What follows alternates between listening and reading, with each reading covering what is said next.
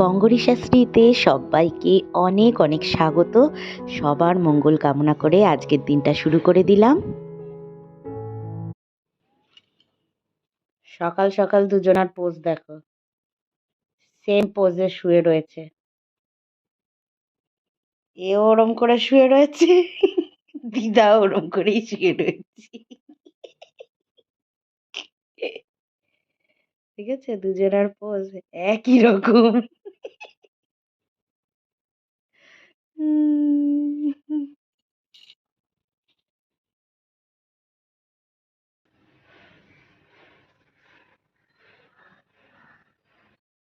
Good morning বন্ধুরা, শুভ সকালের অনেক শুভেচ্ছা আর বঙ্গরি শাস্ত্রীতে অনেক অনেক স্বাগত তোমাদের।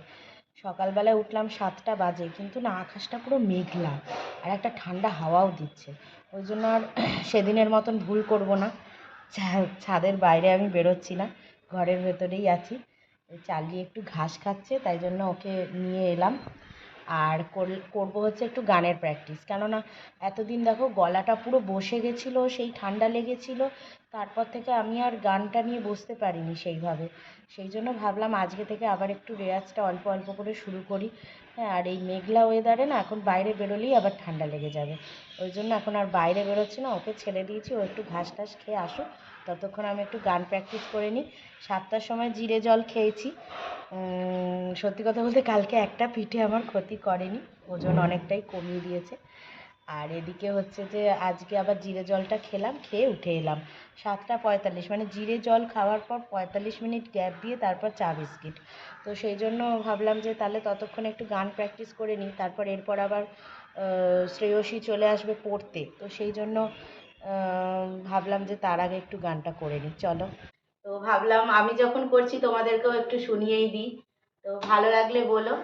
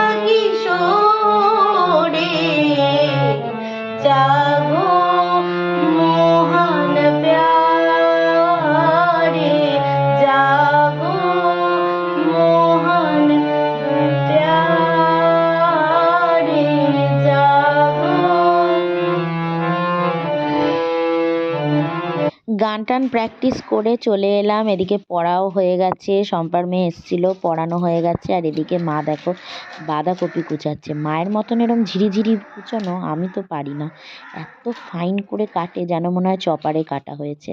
তো এদিকে বাঁধাকপি কুচিয়ে নিচ্ছে মা। তো বন্ধুরা, ফাইনালি আমার সব থেকে প্রিয় জায়গা রান্নাঘরে চলে এসেছি। সত্যি কথা, আমি অন্য কোনো ঘরে সেরকম শান্তি পাই না, রান্নাঘরে এসে যতটা শান্তি পাই। তো অনেক কিছু জিনিস নিয়ে এসেছি। দেখো এই যে প্রচুর জিনিস। তো ফাইনালি এবার রান্না করার পালা, রান্না বান্না হবে। মা তো বাঁধাকপিটা কুটে দিয়েছে, তো বাঁধাকপিটা করব হচ্ছে, অল্প একটু চিংড়ি আছে, তো চিংড়ি দিয়ে বাঁধাকপি করব। আর ফ্যাসা মাছ কিনেছিলাম, সেই ফ্যাসা মাছের ঝাল করব। এই দুপদ হবে, কেননা কালকে ওই পিঠে খেয়ে আর কেউ খায়নি। রাতের তরকারিটা, সেই কাঁচা কলা আলু বেগুন দিয়ে তরকারি বানিয়েছিলাম, ওটা রয়ে গেছে। তো এই যে বাসনগুলো এত মেজে দিয়ে গেছে, এইগুলোকে সব গুছিয়ে ফেলি। এর মধ্যে আবার ঠাকুরের বাসনগুলোও রয়েছে, সব একসাথে রেখে দিয়েছে। এগুলোকে সব গুছিয়ে ফেলতে হবে আমাকে আলাদা আলাদা করে। এটা 4 লির, এই বাটিটা 4 লির, 4 লির জন্য বসাবো। যেগুলো লাগবে দরকারি বাসনগুলো রাখছি, বাকিগুলো সব গুছিয়ে ফেলছি।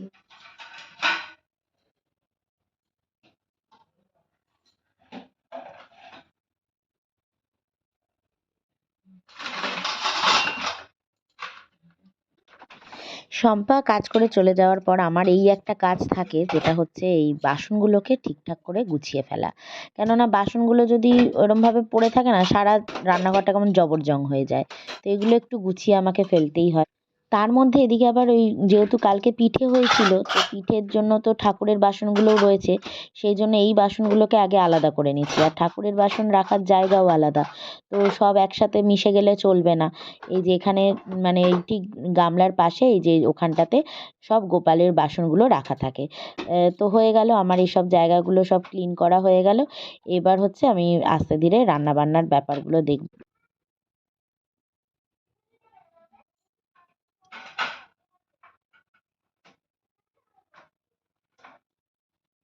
এই একটা এই একটা পিঠেই বেঁচে গেছে, তাই জন্য এত বড় থালায় তো রেখে লাভ নেই, রেখে দিলাম। আর এটা ভিজিয়ে দিই, এটা গিয়ে রেখে আসি। আর এদিকে দেখো ওই 4 লির চিকেন, আমাদের চিংড়ি মাছ, এইগুলো যা যা হবে আর কি রান্না বান্না, তো সেগুলো ডিফ্রস্ট তো করতেই হবে, সেই জন্য মাইক্রোওভেনটা চালিয়ে এগুলো সব দিয়ে দিলাম গরম করতে। একসাথে তো সব দেওয়া যাবে না, দুটো কৌটো ছোট ছোট ছিল, একবারে দিয়ে চালু করে দিচ্ছি। তো গিজারটাও অন করে দিলাম আর কি মাইক্রোওভেনটা চালানোর সাথে সাথে।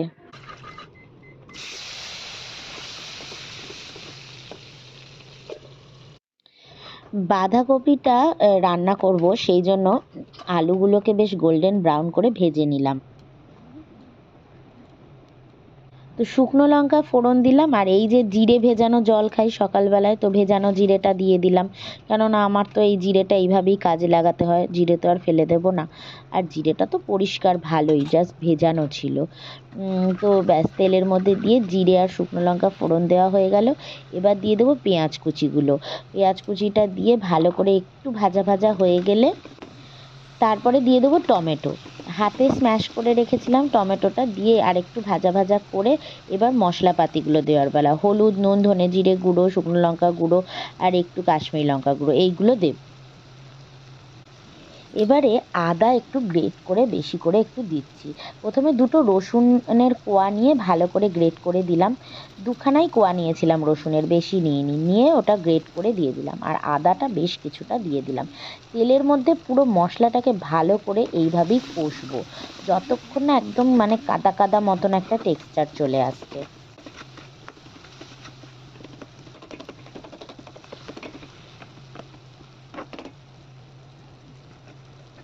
এবার ভালো করে ধুয়ে রাখা বাঁধাকপিটাকে সুন্দর করে দিয়ে আবার কিছুক্ষণ ধরে একটু নাড়বো চাড়বো, তারপরে ভেজে রাখা আলুগুলো দিয়ে একদম সুন্দর করে কষিয়ে এত সুন্দর খেতে হয়েছিল। ও আর একটা জিনিস আমি করতে ভুলে গেছি জানো তো, এই রান্না করতে করতে হঠাৎ মনে পড়লো, যা বাবা, আমি তো চিংড়ি মাছ দিয়ে বাঁধাকপি করবো ভেবেছিলাম, তো চিংড়ি মাছই দিলাম না। তো কী করলাম, একটু সাইডে সবজিটাকে সরিয়ে রেখে অল্প করে একটু সর্ষের তেল গরম করে নিয়ে তার মধ্যে চিংড়ি মাছটা দিলাম, দিয়ে এবার চিংড়ি মাছটা যখনই একটু বেশ ভাজা ভাজা হয়ে একদম লালচে লালচে হয়ে যাবে, তারপরে বাঁধাকপির সাথে সুন্দর করে মাখাবো।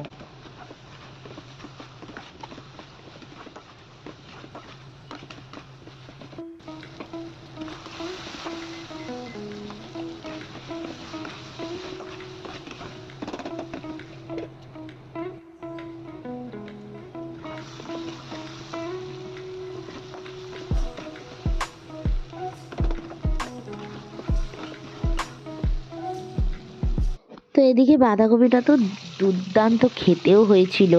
আর মানে যেহেতু আমি এখন ভয়েস ওভার দিচ্ছি, তাই আমি জানি যে কি মারাত্মক খেতে হয়েছিল বাঁধাকপিটা, কালকে খেয়েছিলাম। আর এদিকে ডিমগুলো হালকা একটু হলুদ নুন দিয়ে ভেজে নিয়ে ফ্যাসা মাছের করব ঝাল। তো ফ্যাসা মাছটা সুন্দর ম্যারিনেট করে নিয়েছি।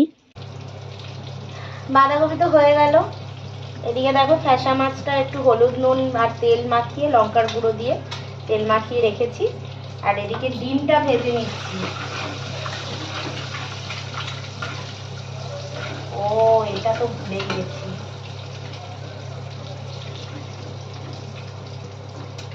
এটা চার্লির জন্য একটা ছিল, চার্লিরটা ভুলে গেছি, চার্লিরটা ধুয়ে নেব।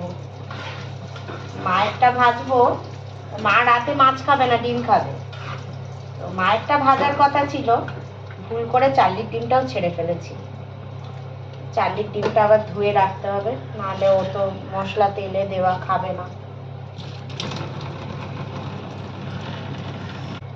চার্লির ডিমটা আলাদা একটা বাটিতে রেখে, ডিমটা ছিঁড়ে ছিঁড়ে গেছে, আসলে খোসাটা ছাড়িয়েছি, পুরো কুসুমটা গোটা বেরিয়ে চলে এসছে ডিম থেকে। যাই হোক, এমনি ওকে আমি ভাতে মেখে দিই চটকে, আবার শুধুও অনেক সময় শুধুও খায়, অনেক সময় এটা রেখে আসবো।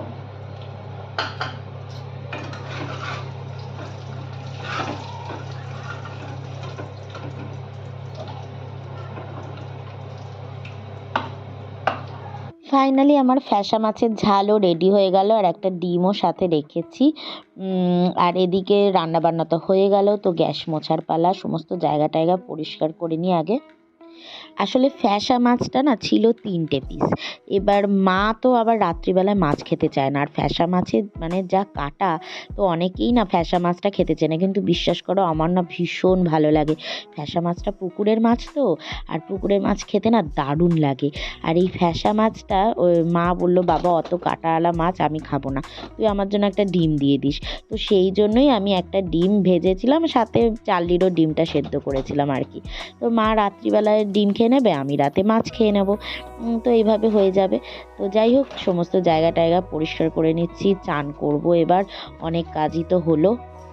তো ফাইনালি তোমাদের রেসিপি দেখানোর পালা, সেটা হচ্ছে ফ্যাসা মাছের ঝাল, আর এদিকে আগের দিনের ওই একটা চচ্চড়ি ছিল, আর এই কাঁচকলা আলু বেগুনের তরকারিটাও আছে, তাও আর এদিকে হচ্ছে বাঁধাকপি, যেটা রাত্রিবেলায় খাওয়া হবে, আর স্যালাড। শুভ সন্ধ্যা বন্ধুরা, দুপুরের পর একদম এখন দেখা করছি তোমাদের সাথে। আসলে আজকে সকাল থেকেই মানে কাজকর্ম নিয়ে তো ব্যস্ত ছিলাম একরকম, কিন্তু দুপুরবেলায় না সমস্ত এডিটিং ফেডিটিং করে আর টাইম পাইনি। তারপরে এই বাচ্চাগুলোকে পড়াতে গিয়ে আমার মাথা পুরো খারাপ হয়ে গেল, একটাও পড়া করে আসিনি। হ্যাঁ, মানে খুব মাথা গরম হয়ে গেছিলো, দিয়ে পড়া টড়া করে এই সবে এরা সব গেল। আমি এখন এই রুটি করব, 7:30 বেজে গেছে, 8টায় খাওয়ার টাইম, তো রুটিটা তাড়াতাড়ি বানিয়ে নিই চলো। তার মধ্যে এটা খেয়ে নিয়েছে নিজে, এবার সেই বাচ্চারা যেমন খেয়ে নেওয়ার পর মায়ের কোল ছাড়তে চায় না, এর হয়েছে সেই দশা। খেয়ে নিয়েছে এবার, আর মায়ের কোল আর ছাড়া যাচ্ছে না ওর, মানে সারাক্ষণ যদি এরকম কোলে নিয়ে রাখি তাহলে আমি রুটিটা কখন বানাবো, এই হয়েছে ব্যাপার, সর্বক্ষণ এরকম ঝুলে থাকবে সর্বক্ষণ। যাই হোক, চলো তাড়াতাড়ি রুটিটা বানিয়ে নিই। তো ফাইনালি রুটিটা বানিয়ে নিচ্ছি। তো আমার আবার দেখো না, রুটিটা যেখানে রাখছি ওই কাপড়টা আবার উঁচু নিচু হচ্ছে, খুব অসুবিধা হচ্ছে। যাই হোক, রুটি করে নিচ্ছি। আজকে তোমাদের সাথে কিন্তু একদম ছোট্ট একটা কিউট ভিডিও শেয়ার করলাম, আশা করছি তোমরা ভালোবেসে এই ভিডিওটা নেবে, আর ভালো লাগলে প্লিজ লাইক কমেন্ট করে সাবস্ক্রাইব করে পাশে থেকো। চলো তাহলে আজকের জন্য টাটা, গুড নাইট, সবাই ভালো থেকো।